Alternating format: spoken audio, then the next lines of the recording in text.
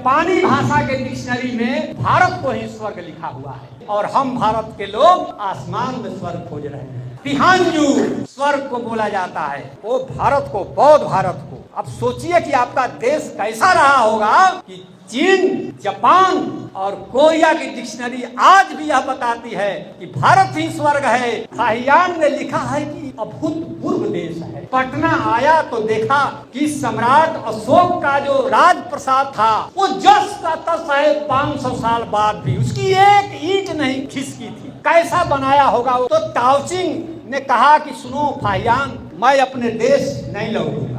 अब सोच लीजिए कि भारत कैसा रहा होगा। कहा कि मैं अपने देश नहीं लौटूंगा, अब इसी देश में रहना है और यहीं मरूंगा। और नहीं लौटा चीन, यही मरा। और कहा कि अगर कोई पुनर्जन्म भी होता होगा तब, क्योंकि अर्जक संघ पुनर्जन्म को नहीं मानता है, कि अगर कोई दूसरी जिंदगी मिले तो मैं बौद्ध भारत में ही पैदा लेने की कामना करता हूँ। ऐसा आपका देश था। इसीलिए जब भूटान की रानी आई थी भारत में तो कहीं भारत को शुक्रिया जिसने हमको इतना कुछ दिया। दुनिया को पता है कि भारत ने हमको क्या दिया, लेकिन भारत के लोगों को ही नहीं पता है कि हमने दुनिया को क्या दिया। आप लोग रात में विवाह क्यों करते हैं जब पूरी जनता सोई रहती है? क्या आप चोरी करने जाते हैं? उन्होंने एक एग्जाम्पल दिया है वाल्मीकि रामायण से कि राम का विवाह वाल्मीकि रामायण के अनुसार तो दोपहर में हुआ था, ये तुलसीदास रात को ले जा रहे हैं। तो विवाह रात में होने से बहुत भारी नुकसान है।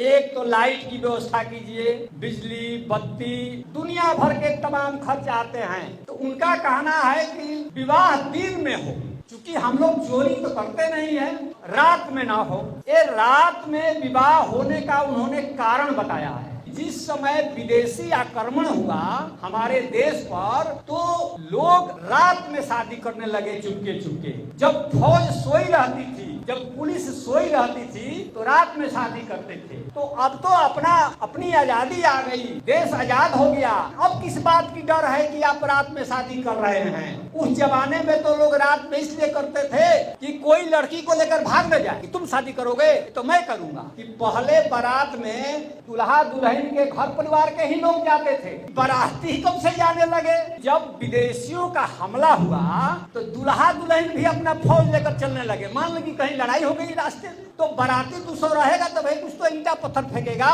तो बाराती का कॉन्सेप्ट आया, लेकिन अब देश आजाद हो गया तब बाराती लेकर किसको मारने जा रहे हो? अब तो बंद करो, क्योंकि बाराती दो सब ले जाओगे तो बहुत सारा खर्च आएगा। सिंदूर दान पर भी उन्होंने लिखा है वर्मा जी ने कि सिंदूर दान से तो भारी नुकसान है। इसमें पारा होता है जो स्किन को खराब करता है। तो इसका भी कारण वो बताते हैं कि विदेशी आक्रमण के कारण लोगों ने सिंदूर देने लगे, क्योंकि विदेशी जो थे बाहरी हमलावर, वो जिन महिलाओं पर सिंदूर लगा रहता था उसको नहीं लूटते थे, जिन पर सिंदूर नहीं होता था उसकी लूटपाट वो करते थे। क्योंकि हर कार्य के पीछे कारण होता है। पहले जांचो परखो और तब अगर लगे तुमको कि मानने योग्य है तब मानो। वही बात तो रामस्वरूप वर्मा जी कह रहे हैं। इसलिए अर्जक संघ के केंद्र में बौद्ध धर्म का ही सिद्धांत है, थ्योरी, जिसे अंग्रेजी में थ्योरी कहते हैं। मैं वो कहता हूँ कि वो बुद्धिज्म का थेर है, थ्योरी का जन्म हुआ है सिद्धांत का। इसीलिए गौतम बुद्ध की शिक्षाओं को सिद्धांत कहा जाता है, थ्योरी। और किसी देवी देवता की शिक्षाओं को थ्योरी नहीं कहा जाता है। तो अर्जक संघ के माध्यम से माननीय रामस्वरूप वर्मा ने एक पूरी संस्कृति, एक पूरा सिविलाइजेशन का बिंब दिया है। पूरी संस्कृति उसमें व्याप्त है, फिलॉसफी है, अपनी शिक्षा नीति है।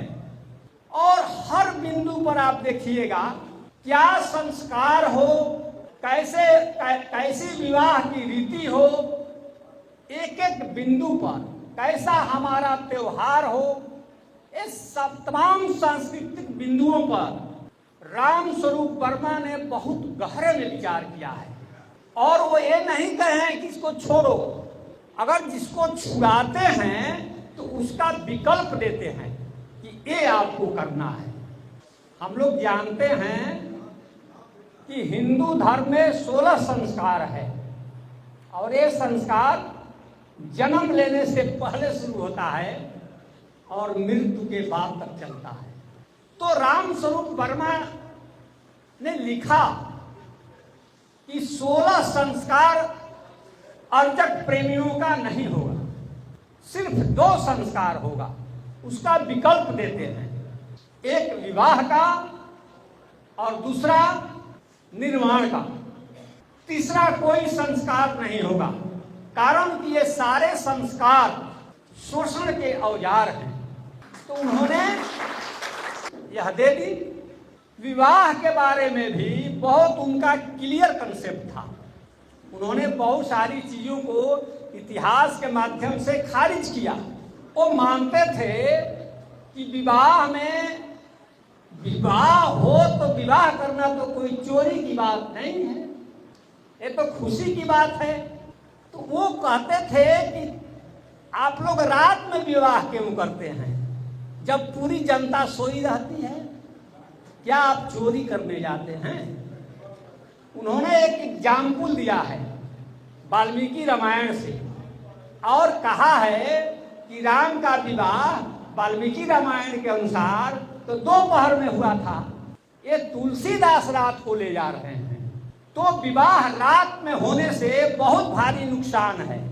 एक तो लाइट की व्यवस्था कीजिए, बिजली बत्ती, गाजा बाजा, दुनिया भर के तमाम खर्च आते हैं। तो उनका कहना है कि विवाह दिन में हो, क्योंकि हम लोग चोरी तो करते नहीं है, रात में ना हो। ये रात में विवाह होने का उन्होंने कारण बताया है, क्योंकि हर कार्य के पीछे कारण होता है। ये पहली बात तथागत बुद्ध ने ही कहा है वर्ल्ड हिस्ट्री में कि बिना कारण का कोई कार्य नहीं होता है। और विज्ञान की दुनिया की यह सबसे बड़ी खोज है। किसी ने मोटर गाड़ी बनाई, किसी ने रेल, किसी ने जहाज, किसी ने न्यूट्रॉन, किसी ने प्रोटॉन, क्या नहीं बना। लेकिन इससे बड़ी खोज विज्ञान के क्षेत्र में नहीं हुई कि बिना कारण का कोई कार्य नहीं होगा।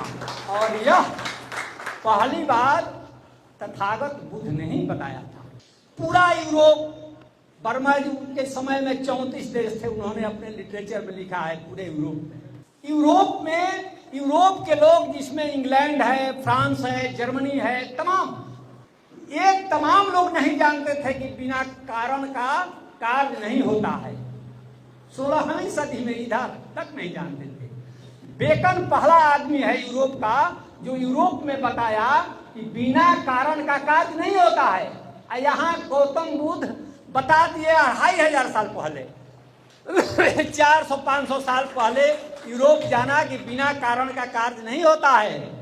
और जब यूरोप जान गया कि बिना कारण का कार्य नहीं होता है, तब वहां पर वैज्ञानिक क्रांति हुई। इसीलिए न्यूटन, गैलीलियो, केपलर, सारे यूरोप के वैज्ञानिक तब पैदा हुए जब तथागत बुद्ध का यह थ्योरी यूरोप पहुंच गया 16वीं सदी में। 16वीं सदी से पहले कोई वैज्ञानिक नहीं हुआ इंग्लैंड में। आप देख लीजिए इतिहास। बुद्ध मामूली व्यक्ति नहीं थे। हम तो यूनिवर्सिटी में प्रोफेसर हैं, कभी बीएचयू जाते हैं, कभी जेएनयू जाते हैं, लेकिन हम तो जानते थे कि ये भाई जुलाई कौन सा महीना है कि हम लोग बीए और एमए को जुलाई से सत्र शुरू करते हैं। महीना या तो चैत होगा या तो जनवरी होगा। तो लोगों ने बताया कि सर इंग्लैंड की देन है। हम कि ना इंग्लैंड की देन कैसे होगी? इंग्लैंड वाले तो का साल तो 10 ही महीना का होता था। अक्टूबर माने ऑक्टा माने 8, 8वां महीना अक्टूबर। सेप्टा से सितंबर, सेप्टा माने 7, 7वां महीना सितंबर, ऑक्टा। 8वां महीना अक्टूबर और 9वां महीना नवंबर। नोवा से बना है नवंबर और डेका से बना है दिसंबर। डेका माने 10। ये 10 ही महीना उन लोगों का होता था। 2 महीना तो यहाँ से लोगों ने नकल की भारत से, बुद्धिज्म से। तब उन लोगों ने 12 महीने का साल बनाया।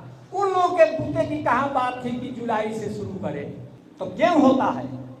तो जुलाई के महीने में ही तथागत बुद्ध ने अपना प्रथम शिक्षा सारनाथ में 5 भिक्षुओं को दी थी। वो महीना जुलाई था और वर्षावास की शुरुआत बुद्धिज्म में उसी महीने से होती है, जुलाई से। और सारे लोग अध्ययन में रम जाते हैं।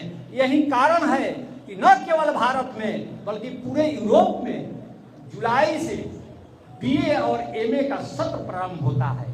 ये भारत की देन है, लेकिन हम लोगों को खुद नहीं मालूम है कि ये हम लोगों की देन है। इसीलिए जब भूटान की रानी आई थी भारत में तो कही कि भारत को शुक्रिया जिसने हमको इतना कुछ दिया। दुनिया को पता है कि भारत ने हमको क्या दिया, लेकिन भारत के लोगों को ही नहीं पता है कि हमने दुनिया को क्या दिया। हम तो बराबर कहते हैं कि 1 2 3 जो लिखते हैं हम लोग अंग्रेजी में 1 2 3, ये भारत से इंग्लैंड पहुंचा। वो तो रोमन लिपि में लिखता था। जब लिखना होता था 37 तो क्या लिखता था? 3x रोमन, 3x फिर भी और फिर 2 पाई, इतना लंबा में 37 लिखता था। और एक बुद्ध की जो दुनिया थी, बुद्ध का जो देश था, वो बस 2 ही लिखता था, 3 और 7, काम खत्म। तो भाई इतना बड़ा लिख करके 37-38 में हिसाब कीजिएगा तो आपका बिजनेस चलेगा? तो उसी को लिखते रहिएगा तब तक दुकानदार ग्राहक चला जाएगा आपकी दुकान से, नहीं चला जाएगा। 37 लिखने में ही एक हाथ का लिखिएगा तो आपकी मार्केटिंग ठप हो जाएगी। इसीलिए यूरोप में व्यापारिक क्रांति नहीं हुई, इसी कारण से नहीं हुई। इतना लंबा लोग लिखता था। जब यहां से लिखने की प्रणाली अरब वालों ने लिया तो 12वीं सदी में वहां से इंग्लैंड वालों ने लिया। और जब ये ले लिया तब आप वर्ल्ड हिस्ट्री पढ़िए, 12वीं सदी से पूरे यूरोप में व्यापारिक और औद्योगिक क्रांति होती है। तो वो बुद्ध के कारण होती है। इसलिए अर्जक संघ के जितने सिद्धांत हैं वो सब कार्य और कारण पर टिके हुए हैं। और एक कार्य कारण का जो सिद्धांत है वो बुद्धिज्म की देन है। राम स्वरूप वर्मा को अगर हम लोग वैज्ञानिक बोध का राजनेता मानते हैं तो उसका कारण है कि वो कार्य कारण सिद्धांत को मानते थे। तो वो मानते थे कि जिस समय विदेशी आक्रमण हुआ हमारे देश पर तो लोग रात में शादी करने लगे चुपके। जब फौज सोई रहती थी, जब पुलिस सोई रहती थी तो रात में शादी करते थे। तो अब तो अपनी आजादी आ गई, देश आजाद हो गया। अब किस बात की डर है कि आप रात में शादी कर रहे हैं? उस जमाने में तो लोग रात में इसलिए करते थे कि कोई लड़की को लेकर भाग न जाए कि तुम शादी करोगे ये तो मैं करूंगा। और वो बाराती के बारे में भी बताते हैं कि पहले बारात में दुल्हा दुल्हन के घर परिवार के ही लोग जाते थे। वर्मा जी की किताब पढ़िए, उसमें है तमाम चीजें। तो ये बाराती कब से जाने लगे? तो उनका कहना है कि जब विदेशियों का हमला हुआ तो दुल्हा दुल्हन भी अपना फौज लेकर चलने लगे। मान लो कि कहीं लड़ाई हो गई रास्ते में तो बाराती 200 रहेगा तो भाई कुछ तो ईंटा पत्थर फेंकेगा। तो बाराती का कॉन्सेप्ट आया। लेकिन अब देश आजाद हो गया तो बाराती लेकर किसको मारने जा रहे हो? अब तो बंद करो, क्योंकि बाराती 200 ले जाओगे तो बहुत सारा खर्च आएगा। ये वैज्ञानिक बोध था उनका। वो हर चीज के पीछे वो कारण को खोजते थे कि क्या कारण है। सिंदूर दान पर भी उन्होंने लिखा है वर्मा जी ने कि सिंदूर दान से तो भारी नुकसान है। लिखे हैं कि उसमें पारा होता है जो स्किन को खराब करता है। तो इसका भी कारण वो बताते हैं कि विदेशी आक्रमण के कारण लोगों ने सिंदूर देने लगे, क्योंकि विदेशी जो थे बाहरी हमलावर, वो जिन महिलाओं पर सिंदूर लगा रहता था उसको नहीं लूटते थे। जिन पर सिंदूर नहीं होता था उसकी लूटपाट वो करते थे। वर्मा जी ने ये कहा है। तो हर चीज का वो कारण खोजते हैं कि क्या कारण है। तो रामस्वरूप वर्मा ने बड़ी छोटी छोटी टिप्पणी की है। वो एक बारात में गए थे, उसके एक प्रसंग में उन्होंने लिखा है अपनी किताब में कि एक बूढ़ी औरत वहां गीत गा रही थी विवाह का, कि सोने के थाली में जीवन परोसो। तो वर्मा जी उस महिला को बुलाए, बाद में पूछे कि सोना के थाली में खैले बाड़ू, सोना देखले बाड़ू? अतना बबुआ माई गोलस दादी गोलस उहे बतिया गावत। वर्मा जी ने इन तमाम चीजों को, वो त्योहार के भी विरोधी थे। वो कहते थे कि इतना त्योहार लोगों ने बना दिया यहाँ, और ये तमाम जो त्योहार हैं, दुनिया के जितने धर्म हैं, सब में जो त्योहार बनाए गए हैं वे या तो सुख के प्रतीक हैं या दुख के प्रतीक हैं। मुहर्रम से लेकर के गुड फ्राइडे सब देख लीजिए। लेकिन भारत एक ऐसा देश है कि जिसके त्योहारों में उत्सव से कोई ताल्लुकात नहीं है, केवल यह शोषण का जरिया है। इसीलिए रामस्वरूप वर्मा मानते थे कि इन ब्राह्मणवादी त्योहारों को खत्म कर दिया जाए। अभी तो अर्जक संघ मैं समझता हूं कि 14 त्योहार मनाता है, 14 है ना, 14 त्योहार मनाता है। तो ये वैज्ञानिक तरीके का स्वतंत्रता और गणतंत्र दिवस तो मनाता ही है, और उधर बुद्ध की जयंती और डॉक्टर अंबेडकर की जयंती, इन लोगों की जयंतियां अर्जक संघ मनाता है।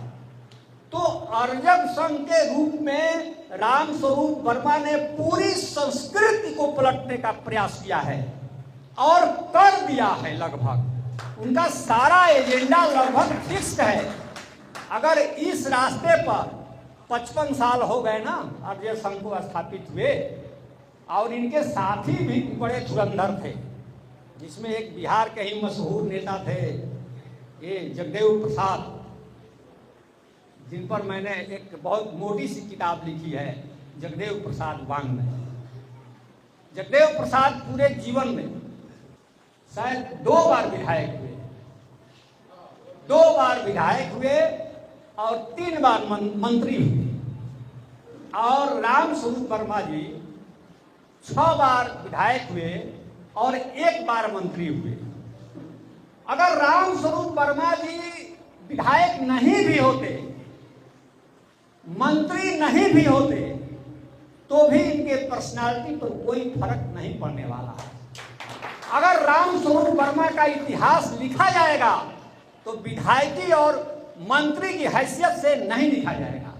रामस्वरूप वर्मा का इतिहास यही अर्जक संघ को स्थापित करने के लिए पूरी दुनिया के इतिहास में इनका इतिहास लिखा जाएगा। अर्जक संघ कोई मामूली संगठन नहीं है। मैं तो कह रहा हूं कि पूरा का पूरा सिविलाइजेशन है। जापानी भाषा के डिक्शनरी में भारत को ही स्वर्ग लिखा हुआ है। तिहांजू स्वर्ग को बोला जाता है, और वो भारत को, बौद्ध भारत को। अब सोचिए कि आपका देश कैसा रहा होगा कि चीन, जापान और कोरिया की डिक्शनरी आज भी यह बताती है कि भारत ही स्वर्ग है, और हम भारत के लोग आसमान में स्वर्ग खोज रहे हैं। तब फाहियान अपनी डायरी में लिखा है, जो भारत आया था 4वीं सदी में, उसके साथ एक मित्र आया था, उसका नाम था ताओचिंग। तो फाहियान ने लिखा है कि अभूतपूर्व देश है।